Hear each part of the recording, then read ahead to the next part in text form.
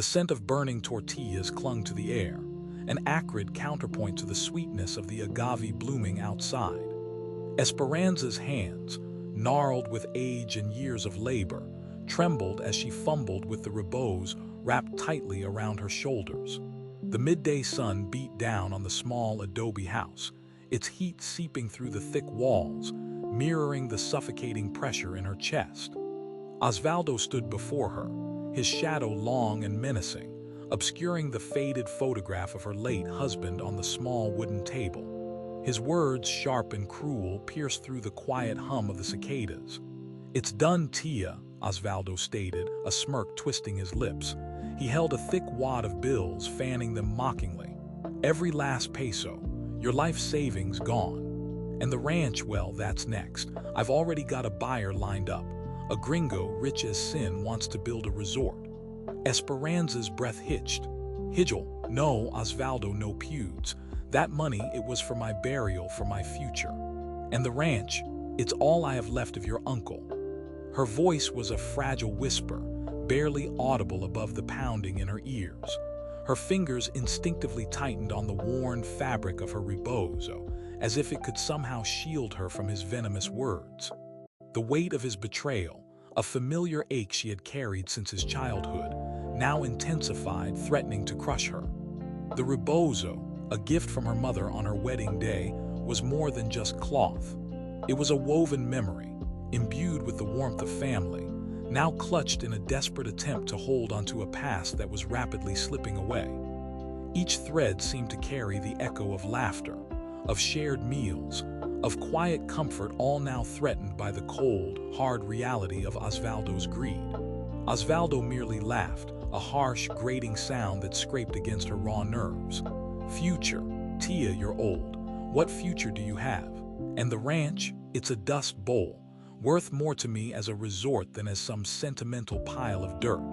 He gestured dismissively around the small, immaculately kept home, his eyes devoid of any warmth or recognition of her pain.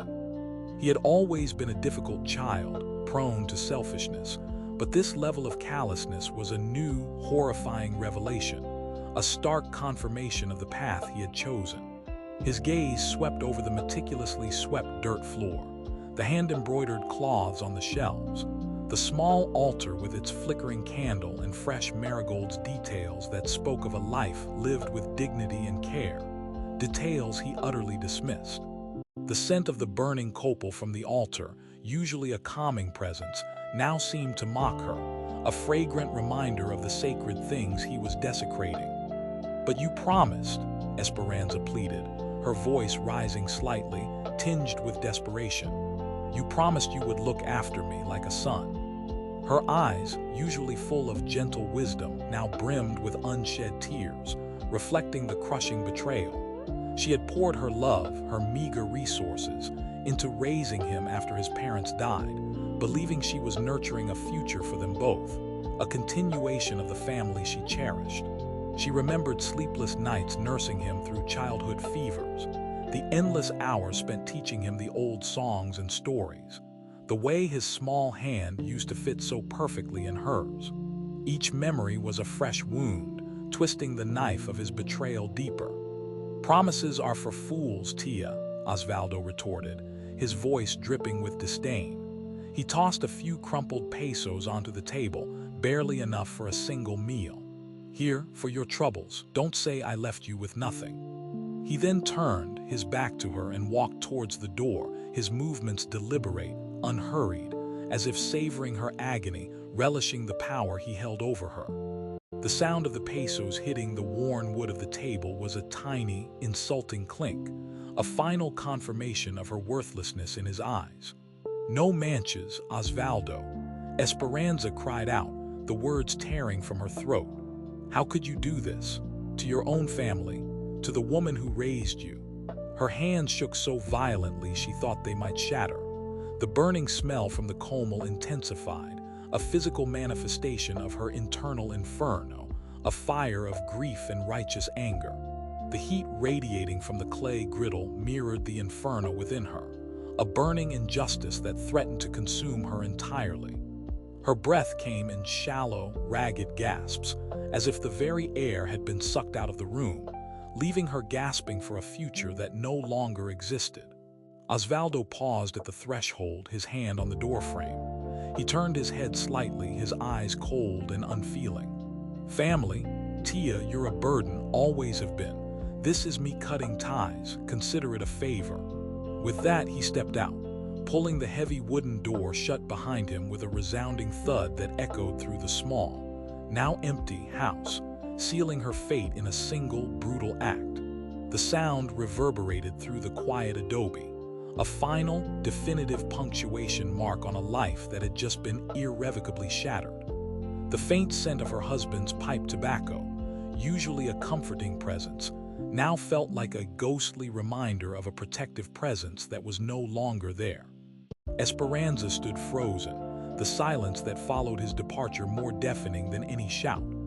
The sun, once a comforting warmth, now felt like a searing brand on her skin. The scent of burnt tortillas filled her nostrils, a bitter taste in her mouth. She was alone, utterly and completely, with nothing but the clothes on her back, a few worthless pesos, and the shattering realization that the person she had loved and trusted most had stripped her bare, leaving her exposed to the harsh realities of a world she no longer recognized. Her vision blurred as tears finally spilled, tracing hot paths down her weathered cheeks. The ranch, her home, her memories, all of it was gone, stolen by the very hand she had nourished. The betrayal was a physical ache, a gaping wound in her soul, a wound that mirrored the emptiness of her future. The quiet hum of the cicadas outside seemed to mock her, a constant reminder of the life that continued without her, a life from which she had been brutally excised.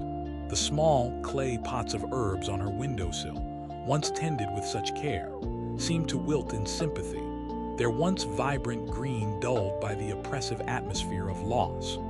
The faded paint on the walls, once a comforting backdrop to her quiet life, now seemed to peel away, mirroring the erosion of her very being. The dusty road stretched endlessly, a ribbon of neglect leading to a place Esperanza had tried to forget. Osvaldo drove with a grin set to his jaw, the silence in the truck thick with his cruelty. He had promised to care for Esperanza, to honor the memory of her late husband, but now, the only honor he sought was for himself, for the money that would line his pockets. The betrayal was a bitter taste in Esperanza's mouth, a constant reminder of how deeply she had loved and trusted him, a trust that had been so carelessly shattered. The old ranch appeared on the horizon, a skeletal outline against the fiery sunset. This was not the home she remembered, vibrant with life and laughter. This was a tomb, a monument to decay and abandonment. The memories of her husband, Miguel, building this very home with his own calloused hands, each adobe brick laid with love and purpose, flooded her mind. She remembered the scent of fresh wood and wet earth, the sound of his joyful whistling as he worked, the way his laughter echoed through the unfinished rooms. Now, those echoes were replaced by a chilling silence, a hollow testament to what had been lost. The adobe walls, once sturdy and warm, now crumbled like forgotten dreams. Patches of the roof had caved in, exposing the rafter bones to the elements. Weeds choked the dry earth where flowers once bloomed, and the well, which had quenched the thirst of generations, stood silent and empty, a gaping maw in the parched landscape. A chill wind whistled through the broken window frames, a mournful dirge for a life now lost, a lament for the vibrant past that had been so cruelly extinguished. Osvaldo pulled the truck to an abrupt halt, stirring up a cloud of dust that settled on Esperanza like a shroud, a physical manifestation of the despair that enveloped her. He tossed a small, worn sack onto the parched ground, its contents rattling faintly. "There," he said, his voice devoid of warmth, a cold, flat pronouncement, "a sack of corn. And this." He threw a tattered, thin blanket after it, the fabric stiff with age and neglect. "It's more than you deserve, old woman." The corn, meant to sustain life, felt like a meager, mocking offering, a stark symbol of her reduced circumstances. The blanket, thin and worn, offered no comfort, only a grim reminder of her desperate vulnerability. Esperanza watched him, her heart a leaden weight in her chest. The words, though sharp, barely registered. The true pain was the look in his eyes, the cold indifference that replaced the affection she had known since he was a child. He had been her family, her hope for the future, and now he was her executioner, severing the last ties of kinship with a brutal efficiency. He climbed back into the truck, his movements quick and decisive, as if eager to be rid of her, to erase her from his life. He started the engine, the roar a final, deafening pronouncement of her abandonment, a sound that echoed the emptiness in her soul. Through the dust she saw his sneer, a twisted caricature of the boy she had raised, a grotesque mask of cruelty. Then, with a crunch of tires on gravel, he was gone, leaving her utterly alone in the vast, unforgiving silence of the dying day. The sun, a fiery orb, dipped below the horizon, casting long, mournful shadows that stretched across the desolate landscape, mirroring the lengthening shadows in her heart. The wind, once a gentle caress, now whipped around her, carrying the fine dust of neglect, a physical manifestation of her isolation. A lone, desiccated tumbleweed rolled past, mirroring her own feeling of being unmoored and adrift. The sun dipped below the horizon, painting the sky in hues of orange and purple, but Esperanza saw only the encroaching darkness. The air grew cold, biting at her thin clothes, a chill that seeped into her very bones. She knelt, her joints protesting with a sharp ache, and gathered the meager provisions. The corn felt rough against her skin, a stark reminder of her new reality, a life stripped bare of comfort and security. The blanket offered little comfort, its threadbare fabric doing little to ward off the chill that seeped into her bones, a cold that was both physical and emotional. She dragged them inside the crumbling structure, seeking refuge from the growing darkness and the unseen eyes of the desert, the predatory gaze of the wild. The interior was even worse than the outside. Dust motes danced in the last slivers of light, illuminated by the gaping holes in the roof, holes that mocked her vulnerability. The air was heavy with the smell of decay and disuse, a scent that mirrored the decay of her own hopes. A broken clay pot lay overturned in a corner, its fragmented pieces scattered like the shards of her broken dreams. The once vibrant frescoes on the walls, depicting scenes of harvest and family life, were now faded and peeling, their colors muted by time and neglect, a ghostly echo of happiness. She found a corner, relatively sheltered from the wind, and sank to the dirt floor. The silence was deafening, broken only by the frantic pounding of her own heart, a desperate drumbeat against the vast emptiness. Tears, long held back, finally welled in her eyes, tracing paths through the dust on her cheeks, leaving streaks of sorrow. This was it. This was the end. She had nothing left. No money, no home, no family. The betrayal had stripped her bare, leaving her vulnerable and exposed, a raw nerve in the harsh desert night. She clutched her arms around herself, trying to ward off the emotional cold that was far more piercing than the desert night, a cold that threatened to freeze her very soul. The sounds began, then the rustling of unseen creatures in the brush, the mournful hoot of an owl, a sound that echoed her own despair, and then the chilling howl of a coyote, closer than she would have liked, a primal cry that spoke of hunger and survival. The very air seemed to press down on her, heavy with the weight of her solitude, making each breath a conscious effort. Fear, cold and sharp, pierced through her despair. She was truly alone, at the mercy of the wild, a fragile human in an indifferent landscape. For a moment, a wave of utter surrender washed over her. What was the point? Why fight? She could simply lie down, close her eyes, and let the desert reclaim her. It would be an end to the pain, to the betrayal, to the crushing weight of her loneliness, a final, merciful release. Her fingers, trembling, sought the worn pocket of her dress. There, tucked deep inside, was the one thing Osvaldo had not taken, the one thing he could not steal. It was a small, faded photograph, its edges softened by time and countless touches. The image was of her late husband, his smile warm and loving, his eyes full of life, a vibrant memory in the face of her bleak reality. The paper was thin, almost translucent in places, worn smooth from years of being held and cherished, a tangible link to a love that transcended time and betrayal. She held it to her chest, the brittle paper a fragile connection to a love that had once filled her world, a love that now seemed impossibly distant. His face, though blurred by age, was still vibrant in her memory. He had loved this ranch, had built it with his own hands, had filled it with their laughter and their dreams, a legacy that Osvaldo had sought to destroy. Could she truly give up here, in the place that held so many of their cherished memories? Could she let Osvaldo's cruelty be the final chapter of her story and of theirs? The thought was unbearable, a searing pain that ignited a flicker of defiance.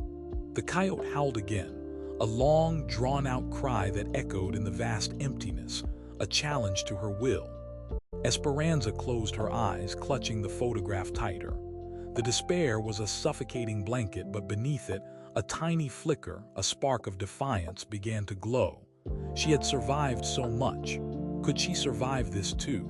The night was long, filled with the sounds of the desert and the chilling silence of her utter loneliness. But as the first hint of dawn touched the horizon, painting the sky with faint streaks of rose and gold, a faint whisper of hope, fragile yet persistent, stirred within her, a promise of a new beginning. The air, though still cool, no longer felt quite so oppressive, and the distant calls of early morning birds, once a mournful sound, now seemed to carry a note of quiet endurance. The harsh morning sun, unyielding and bright, pierced through the cracks in the adobe wall, rousing Esperanza from a fitful sleep. Her bones ached with a deep, persistent throb, a testament to the cold, hard ground that had been her bed. The air was dry, carrying the scent of dust and distant mesquite, a stark reminder of the desolate landscape that surrounded her. As she pushed herself up, a small movement caught her eye. There, amidst the parched earth just outside the crumbling doorway, a scrawny hen pecked diligently at the ground, its feathers ruffled and dull, yet undeniably alive, a tiny spark of life in a world of decay. The hen, a mottled brown, scratched with a fierce determination, its beady eyes scanning the dusty ground for any sign of sustenance, a pure, unadulterated will to live. This was no plump, well-fed farm bird. This was a survivor, a creature mirroring her own precarious existence, a testament to resilience in the face of adversity. A tiny flicker, almost imperceptible, ignited within Esperanza. The hen, a living, breathing thing in this desolate place, stirred something long dormant in her heart. It was a minuscule spark of hope, a whisper that perhaps, just perhaps, not everything was lost, that life could still find a way to flourish even in the most barren of circumstances. The hen acted as a catalyst for hope, a tiny, unexpected beacon in the vast emptiness of her despair, a symbol of the enduring power of life.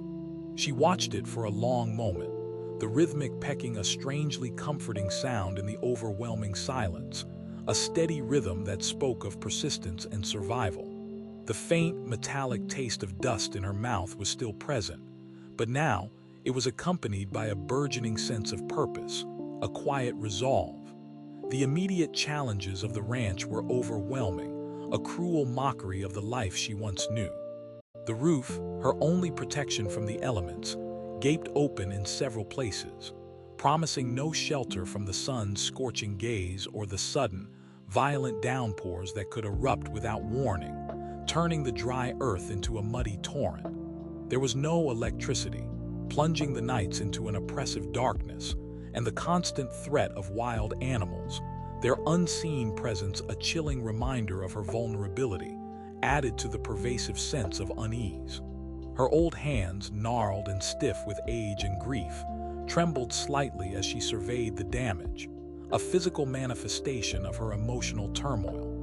The adobe bricks, once a symbol of stability, now seemed to mock her, crumbling at her touch, mirroring the fragility of her own existence. A leaking roof, she thought, that was a start. A small, manageable problem in the face of so many larger ones, a tangible task she could tackle. She found a few loose, sun-baked clay tiles scattered nearby, remnants of a time when the ranch had been cared for, when life here had been vibrant and full. With painstaking effort, she began to fit them into one of the smaller holes, her movements slow and deliberate. The work was slow, agonizingly so. Each movement sent a jolt of pain through her joints, a sharp reminder of her frailty, of the years that had taken their toll. Yet she pressed on, driven by that nascent spark of determination, a stubborn refusal to yield to despair. The sun beat down relentlessly, raising a fine sheen of sweat on her brow. Dust caked her skin, mingling with the tears that pricked at the corners of her eyes, tears not of sorrow, but of sheer, exhausting effort, a testament to her burgeoning will. The faint scent of her own sweat, mixed with the dry earth, became a new kind of perfume, the fragrance of effort and emerging resilience. A sudden, unexpected cloudburst erupted, a violent deluge that transformed the dry earth into a muddy torrent in mere minutes, washing away the dust and revealing the raw, red earth beneath. The water poured through the very hole she had been attempting to patch, mocking her efforts, soaking her to the bone. The cold, wet sensation was a shock, but it also served to sharpen her resolve, to strip away the last vestiges of self-pity. She stood there, drenched and shivering as the rain hammered down, washing away the dust but not her burgeoning will. This was her reality now, and she had to face it head-on, with every ounce of strength she possessed. The rain felt like a baptism, washing away the layers of despair, leaving behind a raw, determined core. The memory of her husband, his kind smile, his strong hands, flickered in her mind. He had built this ranch with his own sweat and toil, a home filled with love and laughter, a sanctuary they had created together. Osvaldo had tried to erase all that, to obliterate her past, but he could not take away her memories, nor the resilience that her life with her husband had instilled in her. She realized she must fight to survive, not just for herself, but for the memory of him, for the legacy of their love that this land still held, a legacy she refused to let die. Her will to survive was establishing itself, taking root like a stubborn desert plant, pushing through the hard earth of her despair. The scent of rain-soaked earth, rich and fertile, filled her nostrils, a promise of renewal. She thought of the hen, still pecking, undeterred by the sudden downpour, finding sustenance where there seemed to be none, a living example of perseverance. If that small creature could endure, so could she. The challenges were immense, almost insurmountable, but despair, she now understood, was a luxury she could no longer afford. She had to find a way to live, to reclaim what was hers, not just the physical space, but her dignity, her purpose, her very identity. The ranch was a desolate place, yes, but it was also her last connection to everything she held dear, a tangible link to her past and a potential bridge to her future. She would not let it, or herself, crumble into oblivion. The fight had just begun, and she was ready. Her hands, though still aching, no longer trembled with despair, but with a nascent strength, a readiness to meet the challenge head-on. The gnawing emptiness in Esperanza's stomach was a constant, insistent reminder of her predicament.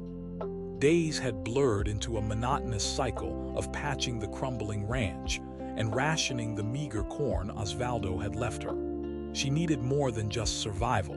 She craved understanding, a way to reclaim her independence, to rebuild her life on her own terms.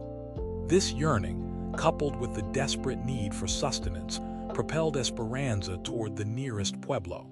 The journey was arduous, each step a testament to her enduring will, her feet kicking up dust on the long, winding road. The sun beat down, turning the dusty path into a shimmering mirage, but her resolve, fueled by hunger and a burgeoning sense of purpose, pushed her forward. Her worn huaraches scuffed against the gravel, each step a small victory against the vastness of the desert. Upon reaching the dusty outskirts, a small, unassuming building caught her eye. It was the Pueblo Library, its wooden door slightly ajar, inviting her in, a beacon of knowledge in the vast, unfamiliar landscape. The air inside was thick with the scent of aged paper and forgotten stories, a comforting aroma that spoke of wisdom and history. Row upon row of books, some tattered, others surprisingly well preserved, lined the shelves, promising untold treasures. Her fingers, calloused from manual labor, traced the spines until they settled on a section dedicated to agriculture. There she found old manuals on farming and ranching, their pages brittle with time, yet filled with invaluable knowledge, a lifeline to a forgotten world. She devoured the texts, her eyes scanning diagrams of irrigation systems and descriptions of crop rotation, absorbing every detail. The words promised a future where she could provide for herself, where her hands could once again cultivate life from the earth, transforming barrenness into abundance. The faint, almost imperceptible rustle of turning pages was a quiet symphony of discovery, a prelude to her transformation. Armed with newfound theoretical knowledge, Esperanza returned to the ranch with a renewed sense of purpose, a spark of hope ignited by the wisdom she had acquired. Her first attempt at planting corn was a struggle, a disheartening clash between textbook instructions and the stubborn reality of the soil. The ground was hard, unyielding, and her muscles, though growing stronger, ached with unfamiliar pains, a testament to the physical demands of her new life. She dug and planted, her back protesting with every movement, sweat beading on her brow. Some seeds refused to sprout, others were quickly consumed by unseen creatures, adding to her frustration. Frustration mounted, but she refused to yield. This was not merely about planting corn. It was about reclaiming her dignity, proving to herself that Osvaldo's betrayal would not define her, that she was capable of forging her own destiny. She learned through trial and error, adjusting her technique, observing the subtle shifts in the soil, and adapting to the whims of the weather, becoming intimately connected with the land. Her body, once frail from years of less strenuous activity, slowly began to adapt to the physical labor, growing lean and resilient, a testament to her unwavering spirit. The smell of freshly turned earth, damp and rich, filled her senses, a primal connection to the very source of life. One sweltering afternoon, after hours of backbreaking work under the relentless sun, a deep, persistent ache settled in her joints. The pain was a familiar companion now, a constant throb, but today it felt particularly debilitating, threatening to overwhelm her. She needed relief, a respite from the constant strain, a moment of comfort. Remembering a whispered rumor from her brief visit to the pueblo, she sought out Remedios, the village curandera, a woman known for her healing touch. The curandera's home was small and humble, filled with the aroma of dried herbs and simmering concoctions, a sanctuary of traditional wisdom.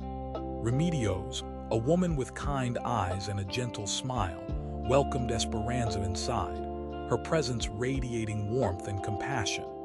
She listened patiently as Esperanza, hesitant at first, explained her aches and the arduous work she had undertaken, her voice a little rough with exhaustion. Remedios nodded understandingly, her gaze warm and compassionate, a silent acknowledgement of Esperanza's struggles. The soft glow of a single candle illuminated the curandera's serene face, casting dancing shadows on the walls adorned with bundles of drying herbs, each one a testament to nature's healing power. The air was thick with the scent of chamomile, rosemary, and something subtly earthy, a comforting blend that instantly eased some of Esperanza's tension. Without a word, Remedios prepared a warm, fragrant meal of beans and tortillas, a simple offering that felt like a feast to Esperanza's hungry stomach, a taste of home and comfort. As Esperanza ate, Remedios brewed a special tea, its steam carrying the earthy scent of medicinal herbs, a soothing aroma that promised relief. "This will help with the pain, child," Remedios said softly, her voice a comforting balm, a gentle reassurance. She also provided Esperanza with a small jar of homemade salve, its texture smooth and cool to the touch. "Rub this on your joints before you sleep. It will soothe the soreness. The curandero's kindness was overwhelming, a stark contrast to the betrayal she had endured, a balm for her wounded spirit. It was the first true comfort she had received since Osvaldo had abandoned her, a moment of genuine human connection.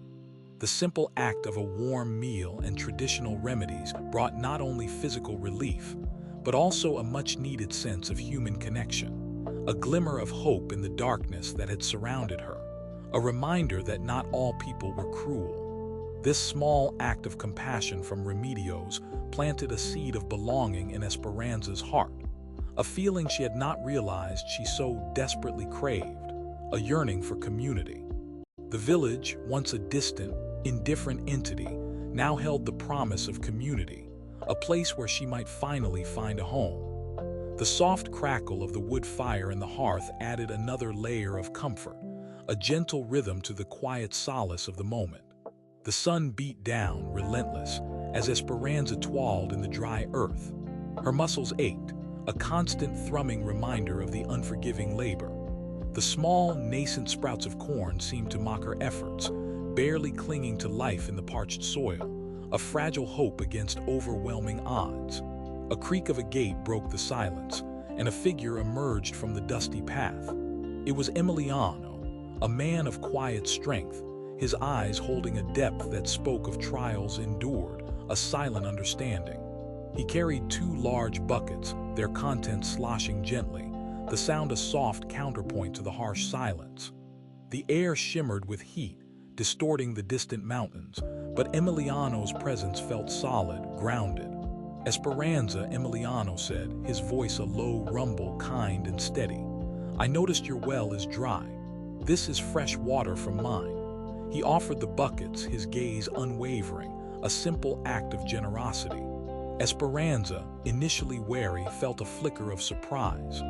Acts of unsolicited kindness were rare in her recent life, a stark contrast to the betrayal she had known. She nodded, a silent thank you, and took one of the heavy pails, feeling the cool weight of the water. As they stood there, a small, shy figure peeked from behind Emiliano's legs. It was Sofia, his daughter, her eyes wide and curious, a tiny, innocent presence. She clutched a worn rag doll to her chest, her tiny fingers tracing its frayed edges. The doll, with its faded calico dress and button eyes, seemed to watch Esperanza with the same quiet curiosity as the child. This is Sofia, Emiliano introduced, a gentle smile gracing his lips, a warmth that softened his rugged features. Sofia gave a small, almost imperceptible wave, then quickly hid her face again, her shyness endearing. Esperanza offered a soft smile in return, recognizing the innocence in the child's gaze, a reflection of a purity she had almost forgotten. Emiliano then noticed the broken section of her fence, a gaping hole where stray animals could easily wander in and destroy her fragile crops, a threat to her livelihood. Your fence needs mending, he observed, not as a criticism, but as a simple statement of fact, a practical assessment. I have some spare wood and tools. If you'd like, I could help. Esperanza hesitated for a moment. Her pride, a stubborn companion, urged her to refuse, to prove she could do everything herself, to maintain her independence. But her body, weary and aching, yearned for assistance, for a moment of respite from the relentless struggle. She looked at the kind, steady eyes of Emiliano, and then at Sofia, who was now peeking out again, a tentative curiosity replacing her shyness. The thought of Osvaldo's betrayal, the way he had left her to fend for herself, flickered in her mind, making Emiliano's offer of help even more profound. That would be a great help, Esperanza finally said, her voice a little rough from disuse, a testament to her isolation. And so, Emiliano and Esperanza began to work side by side. Emiliano provided the strength and the know-how, his hands skilled and efficient, while Esperanza offered her unwavering determination, her spirit unbowed. The rhythmic sound of hammer on wood filled the air, punctuated by the occasional soft clink of tools, a symphony of shared labor. Sofia, initially keeping her distance, slowly began to venture closer. She would sit on a nearby rock, watching Esperanza with an intensity that belied her young age, her curiosity growing. Esperanza, noticing the child's silent observation, began to hum soft tunes as she worked, old lullabies her own Tia used to sing, melodies that brought a gentle comfort to the air. The scent of pine and cedar from the new wood mingled with the dry, earthy smell of the ranch, a blend of renewal and tradition. One afternoon, as Esperanza paused to wipe sweat from her brow, Sophia approached, holding out a small, sun-baked clay figure. It was a crude representation of a woman, but the effort was clear, a heartfelt gift. "For you," Sophia whispered, her voice barely audible, a shy offering. Esperanza's heart melted a little. She took the small gift, her fingers gently brushing Sophia's, feeling the warmth of the child's touch. "Thank you, Sophia," Esperanza said, her voice filled with genuine warmth, a tenderness she hadn't felt in years. "It's beautiful." Sophia's face brightened, a shy smile gracing her lips, a moment of pure joy. From that day on, Sophia became a constant, quiet presence whenever Emiliano and Esperanza worked. She would bring Esperanza small, smooth stones she found, or point out particularly vibrant wildflowers, sharing her innocent discoveries. The scent of fresh earth, turned by their combined efforts, mingled with the sweet fragrance of blooming desert flowers, a symphony of natural aromas. As they rebuilt the fence, they also began to build a fragile bridge of trust, a connection forged in shared purpose. Emiliano spoke little of his own past, but Esperanza sensed a quiet sadness in him, a shared understanding of loss, a silent empathy.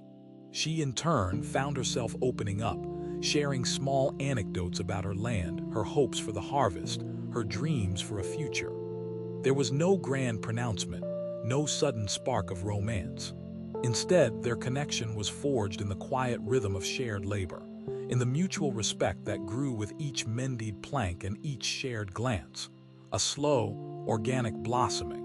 The distant call of a hawk circling overhead added to the peaceful atmosphere, a wild freedom that mirrored the growing freedom in Esperanza's heart. One evening, as the sun dipped below the horizon, casting long shadows across the fields, Emiliano finished the last section of the fence. He straightened up, wiping his hands on his worn trousers. "There," he said, a note of satisfaction in his voice. "That should hold." Esperanza looked at the sturdy, newly repaired fence, then at Emiliano. "Thank you, Emiliano," she said, her voice soft but sincere, filled with gratitude. "You have no idea how much this means." Sophia, who had been quietly playing nearby, ran up to Esperanza and wrapped her small arms around her legs in a spontaneous hug, a gesture of pure affection. Esperanza knelt, returning the embrace, feeling the warmth of the child's trust, a comfort she had long missed. Emiliano watched them, a gentle smile on his face, a quiet contentment. In that moment, under the vast, darkening sky, a new foundation was laid, not just for a fence, but for something far more profound. The quiet strength of Emiliano, the innocent affection of Sophia, and the resilient spirit of Esperanza began to weave a tapestry of connection, slowly transforming the desolate ranch into a place where hope could truly take root, a place of belonging. The air, once heavy with the weight of abandonment, now carried the faint, sweet promise of belonging, a whisper of a brighter future. And as the stars began to pepper the sky, a quiet understanding passed between Emiliano and Esperanza, a silent acknowledgement of the burgeoning potential between them, a shared sense of peace. This quiet collaboration, born of necessity, was slowly blossoming into something deeper, something that could perhaps heal old wounds and bring new joy to the isolated ranch, and in time, to the entire village, a testament to the power of human connection. The scent of night blooming jasmine drifted on the cool air, adding a delicate sweetness to the burgeoning hope. The sun dipped low, painting the sky in hues of orange and purple, casting long shadows across the small plot of land Esperanza had tirelessly cultivated. Her hands, once soft and unaccustomed to labor, were now calloused and strong, testament to months of relentless effort. Today, however, they trembled slightly as she gathered the last of the corn cobs and a few plump tomatoes into her woven basket. It wasn't a grand harvest, not by any measure, but it was hers. Every single kernel, every ripe vegetable, represented a victory against despair, a tangible manifestation of her newfound resilience. The scent of the earth, warm and fertile, rose to meet her, a comforting aroma that spoke of life and growth. A gentle breeze rustled through the nascent corn stalks, a soft, encouraging whisper. She carried the basket to the small, rickety table outside her humble dwelling, placing it down with a sigh that was more relief than exhaustion. The air was cool, carrying the scent of earth and the distant hum of evening insects, a peaceful symphony. Esperanza sat on the worn wooden bench, her gaze fixed on the modest bounty. A single tear, then another, traced paths down her dust-streaked cheeks. These were not tears of sorrow, but of profound, overwhelming gratitude. Gratitude for the soil that had yielded its gifts, for her own stubborn will that had refused to break, and for the quiet strength she had discovered within herself. The loneliness that had once been a constant companion now felt distant, replaced by a deep sense of accomplishment, a quiet triumph. She remembered the early days, the aching muscles, the frustration of failed seeds, the gnawing hunger. Now, looking at the vibrant colors of her harvest, a quiet pride swelled in her chest. This was her independence, harvested by her own hands, a testament to her unwavering spirit. The vibrant reds of the tomatoes, the golden yellow of the corn, seemed to glow in the fading light, a living mosaic of her hard work. Just as the last sliver of sunlight vanished, casting the world in a soft, ethereal glow, she heard the familiar crunch of footsteps on the dusty path. Esperanza, a warm voice called out. It was Emiliano, his kind eyes reflecting the twilight, a comforting presence. Beside him, Sophia bounced with youthful energy, clutching something wrapped in a cloth, her excitement palpable. The air, already sweet with the promise of evening, now carried the faint, enticing aroma of freshly baked bread. "Look, Esperanza," Sophia exclaimed, her voice bright with excitement. "Papa baked bread." Emiliano smiled, a gentle warmth radiating from him. "We thought you might be celebrating your first harvest," he said, holding out a still warm loaf of bread, its crust golden brown and fragrant, a simple yet profound offering. "A little something to go with your bounty." Esperanza's tears, which had momentarily subsided, welled up again, but this time they were accompanied by a genuine smile. "Oh, Emiliano," Sophia, she managed, her voice thick with emotion. "Thank you, this is perfect." She accepted the bread, its warmth a comforting presence in her hands, a symbol of their growing connection.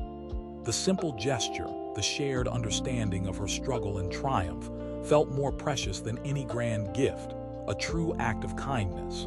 The steam rising from the warm bread carried the scent of yeast and hearth, a primal aroma of home and sustenance. Sophia, sensing Esperanza's deep emotion, gently patted her arm. "Are you happy, Esperanza?" she asked, her innocent gaze full of concern, her small hand a comforting weight. "Yes, little one," Esperanza replied, pulling Sophia into a soft embrace. "Very, very happy." Over Sophia's shoulder, her eyes met Emiliano's. There was a quiet understanding that passed between them, a silent acknowledgement of the journey she had undertaken and the new beginnings unfolding before her, a shared sense of hope. The shared celebration, the simple act of breaking bread together, solidified the growing bond between them. It wasn't just about food. It was about community, about shared joy, about finding family in unexpected places, a testament to the power of human connection. The desolate ranch, once a symbol of abandonment, was slowly but surely transforming into a home, filled with the warmth of connection and the promise of a future no longer faced alone. The crisp scent of the evening air, the earthy aroma of her harvest, and the comforting smell of fresh bread mingled, creating a memory that would forever mark this pivotal moment. This was not just a harvest, It was a rebirth, a new chapter in her life. The setting sun cast long, golden rays across the landscape, bathing the ranch in a warm, benevolent light, a visual representation of the newfound peace and abundance. The sun, a generous painter, now brushed the ranch with hues of prosperity. What was once a desolate expanse, whispered only by the wind, had transformed into La Esperanza Viva, the living hope. Esperanza, with soil under her fingernails and purpose in her heart, had coaxed life from the earth. Rows of vibrant green corn stood tall, their tassels swaying like silent cheers. Beans climbed their sturdy stalks, and the prickly pear cacti nopals offered their broad pads, ready for harvest. This was not merely a farm. It was a testament to resilience, a vibrant canvas of growth, a living monument to her unwavering spirit. The air hummed with the industrious buzz of bees, a testament to the flourishing ecosystem she had cultivated. Wildflowers, once sparse, now dotted the landscape with splashes of brilliant color, a joyful riot of nature's artistry. Her first foray into the village market was tentative, yet met with immediate enthusiasm. The freshness of her produce, the rich, earthy scent of truly organic vegetables, captivated the villagers. People lined up, eager for her tomatoes, her squash, her fragrant herbs, their eyes alight with appreciation.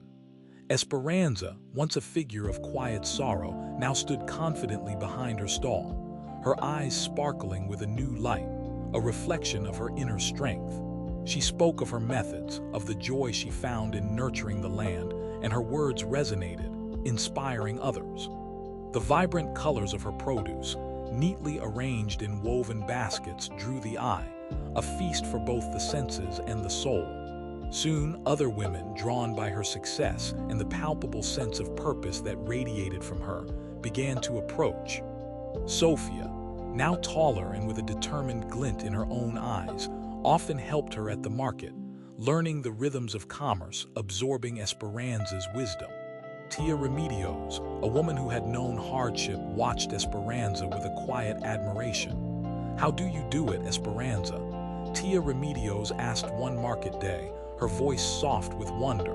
"The land, it sings for you." Esperanza smiled. "It sings for everyone, Tia. We just have to listen." She began to offer informal workshops on her ranch, inviting the women of the village to learn. There, amidst the burgeoning fields, she taught them about composting, about natural pest control, about the wisdom of rotating crops, sharing the knowledge she had painstakingly acquired. She showed them how to prepare the soil, how to plant seeds with intention, and how to harvest with respect, imparting not just techniques but a philosophy. Her hands, once clasped in quiet despair, now moved with the grace of a seasoned farmer, demonstrating each step with quiet confidence. She even demonstrated how to construct simple, efficient drip irrigation systems using repurposed materials, a practical application of sustainable farming. The scent of damp earth and growing plants filled the air during these workshops, a living classroom. The ranch became a buzzing hub of activity. Women arrived with their children, their rebozos draped over their shoulders, their laughter echoing across the fields, a joyful chorus. They shared stories of their lives, their struggles, and their dreams, finding solace and strength in each other's company. Esperanza listened, offering not just agricultural advice, but also words of encouragement, a steady presence that uplifted them, a beacon of hope. She helped them identify small plots of land they could cultivate, guiding them through the initial steps of setting up their own ventures, empowering them to take control of their lives. One woman, Osvaldo's sister, Remedios, started a small herb garden, selling medicinal plants at the market, finding a new purpose. Another, Sophia's aunt, began cultivating a patch of chilies, their fiery red a symbol of her newfound independence, a testament to her burgeoning spirit. The children, freed from the confines of small village homes, chased butterflies and played hide-and-seek among the corn rows, their innocent joy adding to the vibrant atmosphere. "It's about more than just growing food," Esperanza explained to them one afternoon. as they gathered under the shade of a large mesquite tree, sharing tortillas and fresh cheese, a simple meal imbued with deep meaning. It's about growing ourselves, about knowing our own strength. Her words were simple, yet profound, sinking deep into the hearts of those who listened, inspiring them to reach for more. The women, many of whom had felt invisible, found their voices, their purpose, and their power, realizing their collective strength. They formed a small cooperative, pooling their resources, sharing knowledge, and supporting each other's nascent businesses, creating a network of empowerment. They even started a microloan fund, allowing women to invest in seeds and tools, fostering economic independence.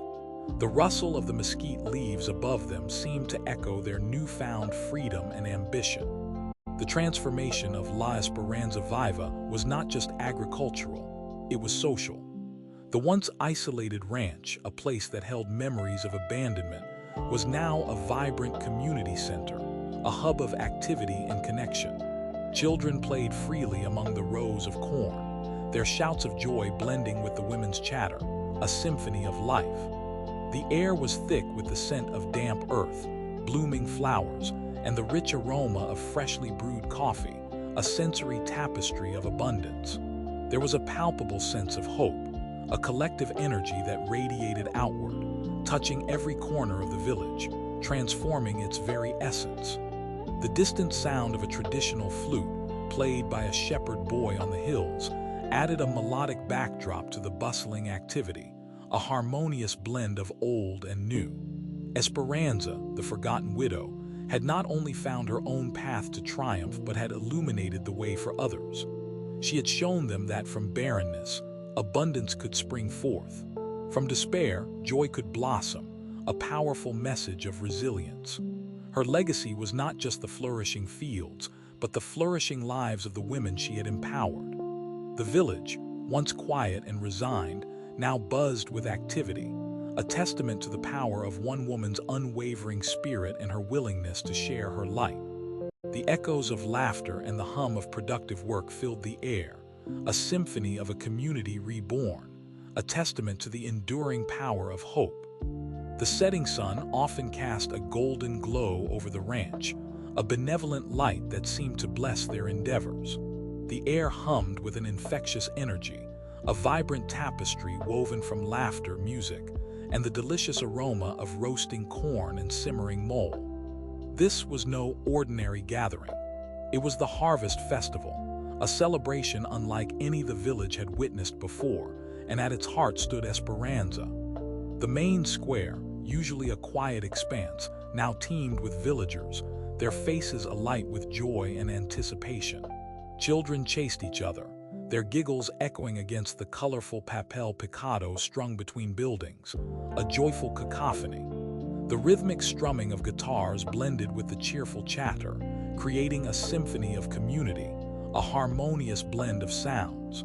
The scent of sizzling antojitos, sweet and savory, hung heavy in the warm evening air, mingling with the earthy smell of dust kicked up by dancing feet, and the sweet perfume of blooming jasmine. Strings of fairy lights, powered by a small generator, twinkled above, casting a magical glow on the festivities, transforming the familiar square into a wonderland. Esperanza, standing near a makeshift stage adorned with garlands of marigolds and chili peppers, felt a warmth spread through her chest, a feeling far richer than any harvest could yield. Her simple, practical dress was softened by a rebozo, a gift from the women of the cooperative, a symbol of their gratitude.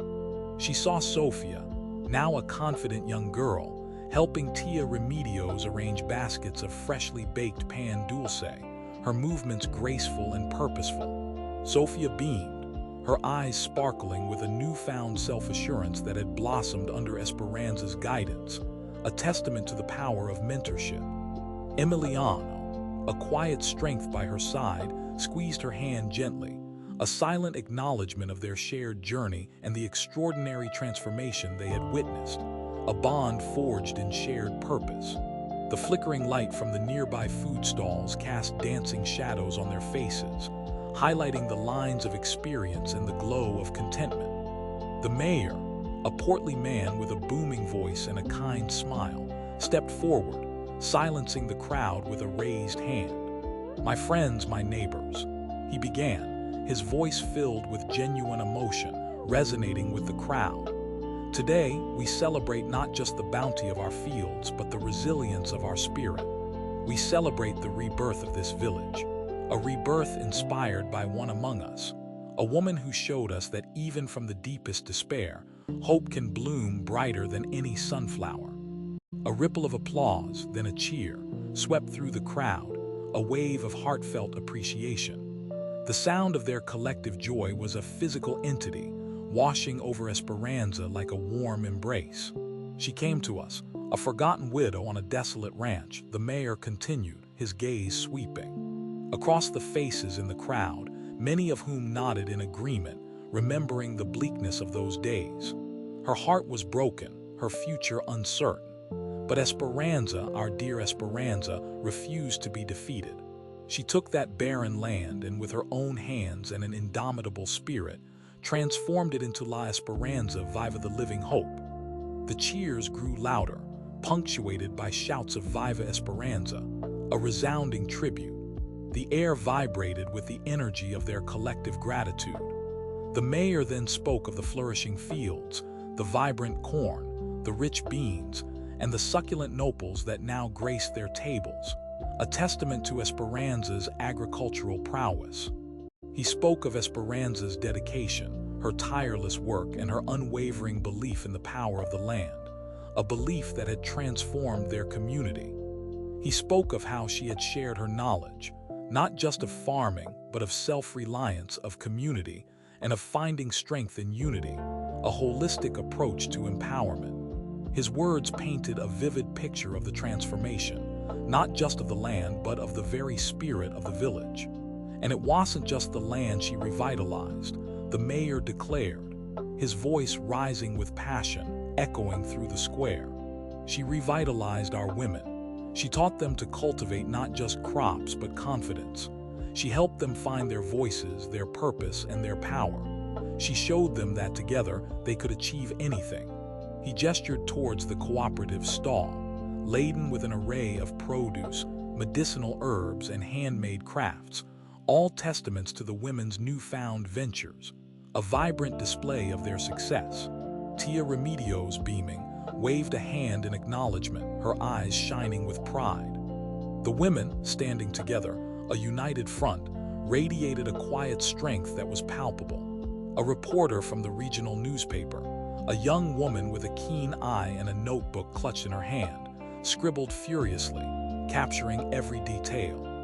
Her article, which would appear in the morning edition, would praise Esperanza's efforts in revitalizing the forgotten ranch and empowering women, highlighting La Esperanza Viva as a model of sustainable agriculture and community development, a beacon of hope for other struggling communities.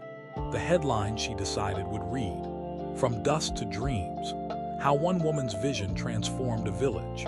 The click of her pen on paper was a small, insistent sound amidst the festive din, capturing history in the making. Esperanza felt a blush creep up her neck, but it was a blush of pride, not embarrassment. This public recognition, this outpouring of love from her community, was a climactic moment, a culmination of all her struggles and triumphs. She had not only survived, she had thrived, and in doing so, had uplifted an entire village, a testament to her extraordinary spirit. The warmth of the crowd's admiration was a tangible force, wrapping around her like another rebozo of comfort and belonging. The mayor then presented Esperanza with a beautifully woven tapestry depicting a flourishing field under a bright sun, a symbol of the abundance she had brought, a tangible representation of her legacy. The crowd erupted in sustained applause, a heartfelt ovation that echoed through the square, a wave of gratitude. Many villagers pressed forward, offering their congratulations, their thanks, and their genuine admiration. One woman, her eyes brimming with tears, embraced Esperanza tightly, whispering, "Thank you, Esperanza. Thank you for showing us the way," her voice choked with emotion. The texture of the tapestry, rough yet beautiful, felt heavy and significant in her hands, a physical manifestation of the weight of their gratitude. Sophia, seeing her mentor honored, felt a surge of pride so strong it made her chest ache with joy.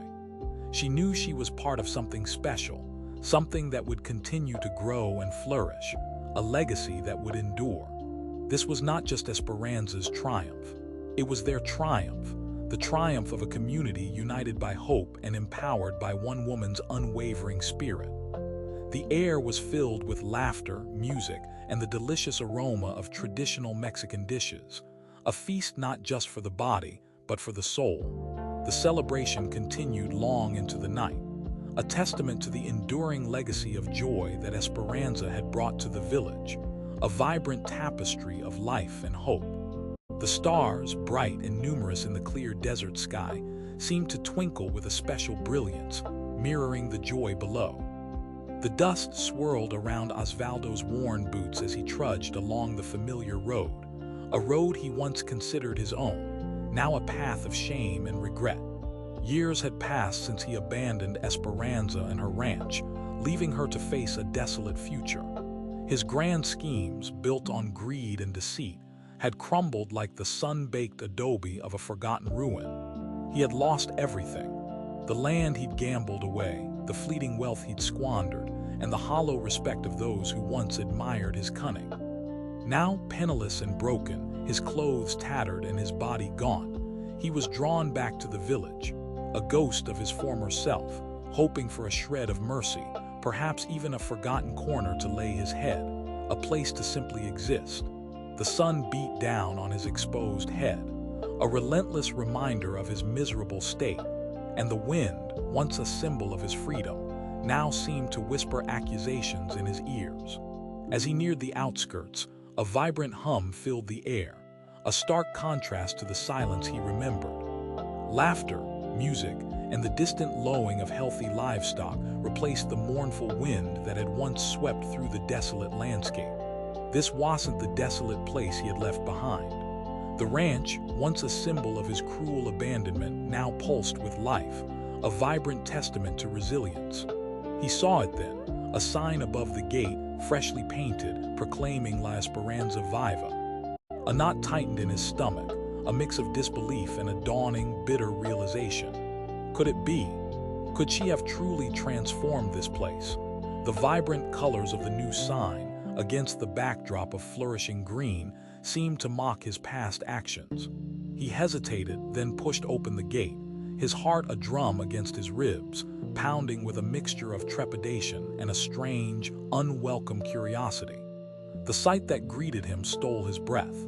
The barren fields he had neglected were now lush green rows of thriving plants stretching towards the horizon, a vibrant tapestry of life. Women, many of them familiar faces from the village, moved with purpose, their hands busy, their faces alight with a shared sense of accomplishment, a collective energy he had never witnessed. And there, amidst them all, stood Esperanza. The scent of blooming flowers and rich, damp earth filled the air, replacing the dry, dusty smell he remembered, a sensory assault that underscored the depth of the change. She was not the timid, sorrowful woman he had left behind. Her posture was erect, her movements confident, her eyes, once downcast, now sparkled with an inner light, a reflection of her profound strength. She was directing a group of women, her voice clear and strong, filled with an authority he had never witnessed in her, an undeniable presence. She wore a simple, yet elegant, embroidered tunic, and her hair, once perpetually braided, flowed freely, catching the sunlight like a halo, a symbol of her newfound freedom. Osvaldo felt a pang of something akin to awe, mixed with a bitter taste of regret, a realization of the magnitude of his folly. This was not his Esperanza, not the woman he had dismissed as weak and dependent. This was someone entirely new, someone powerful, someone he barely recognized. The sun seemed to shine brighter around her, illuminating her transformation, while he remained in shadow. He watched for a long moment unseen, a shadow amidst the vibrant activity, a silent observer of the life he had tried to destroy. She turned, her gaze sweeping across the fields, and then her eyes met his.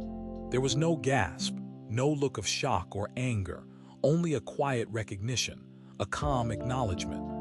Osvaldo braced himself for an outburst, for the years of pent-up resentment to finally erupt, for the righteous fury he knew he deserved. But she simply held his gaze, her expression unreadable, a profound stillness in her eyes. The buzzing of bees in the nearby flowers seemed to be the only sound, amplifying the silence between them. Then she began to walk towards him, her steps measured and calm, each one a testament to her unwavering composure.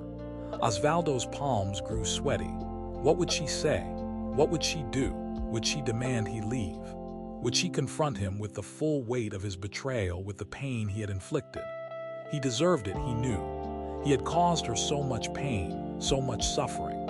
His heart pounded against his ribs, a frantic drum against the vast, open space of the ranch.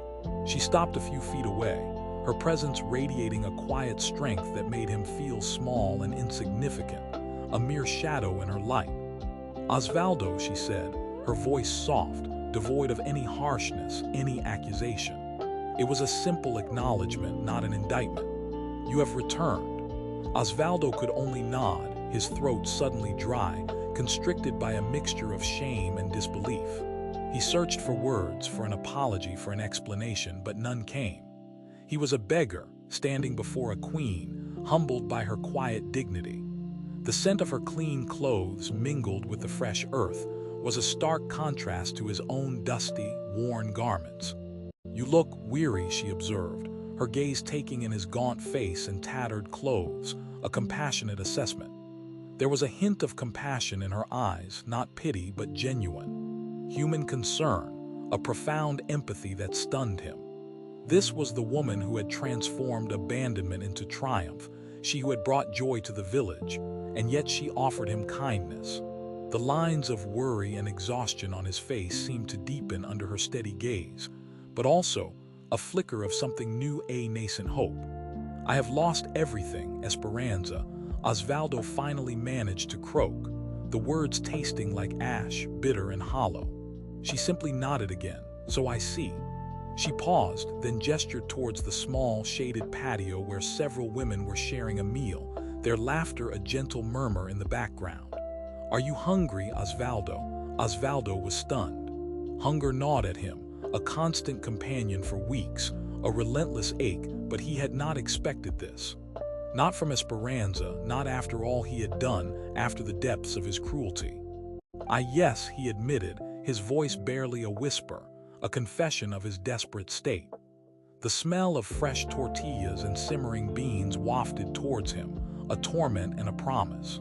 "Come," she said, turning and walking towards the patio, her movements graceful and unhurried.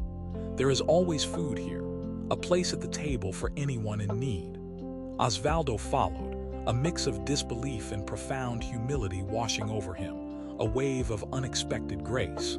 She offered him a simple plate of beans and tortillas, fresh from the fire, their warmth a comforting presence, and a cup of cool water. She sat opposite him, not speaking, simply observing as he ate ravenously, devouring the food with a desperate hunger. The food was simple, yet it tasted like the finest feast, imbued with a kindness he had long forgotten.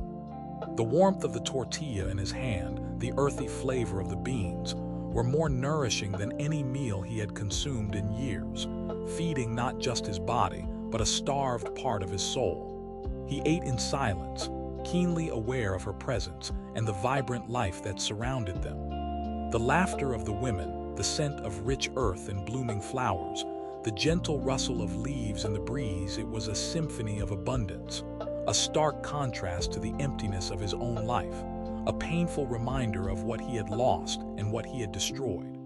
A small hummingbird zipped past, its wings a blur, a tiny flash of vibrant life in the flourishing garden. When he had finished, she spoke again. "The village has changed, Osvaldo," she said, her voice calm, steady, and clear. "We have built something new here, something strong." She gestured around the thriving ranch, a testament to her vision and hard work. "This is La Esperanza Viva. It is a place of hope, a place where we help each other grow." Osvaldo looked at her, truly looked at her and saw not a victim but a victor. There was no anger in her eyes, no desire for revenge, no trace of the bitterness he had expected. Only a quiet strength, a profound peace that radiated from her very being, a light that illuminated his own darkness. She had not just survived, she had flourished, and in doing so, she had uplifted an entire community. This was her triumph, and Osvaldo in his brokenness could only bear witness to it, humbled and awed. The sun, high above, cast no shadows from her, only light. "I see that, Esperanza," Osvaldo said, his voice raw with emotion, thick with unshed tears. "I am sorry for everything." The apology felt inadequate, a mere whisper against the roar of his past actions, a feeble attempt to atone for his profound betrayal. A single tear escaped his eye, tracing a clean path through the dust on his cheek. Her gaze softened slightly.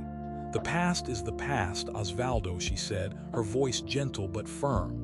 "What matters is what we do now." She stood up, signaling the end of their brief encounter, a clear boundary. "You are welcome to stay for a while if you need to rest. But this is a place of work, Osvaldo, and of contribution." Osvaldo understood. She was not offering him a place to wallow in self-pity, to simply exist in his brokenness, but a chance, however small, to begin again, to contribute, to find purpose, to earn his way back. But he knew in that moment that he could not stay. Not yet.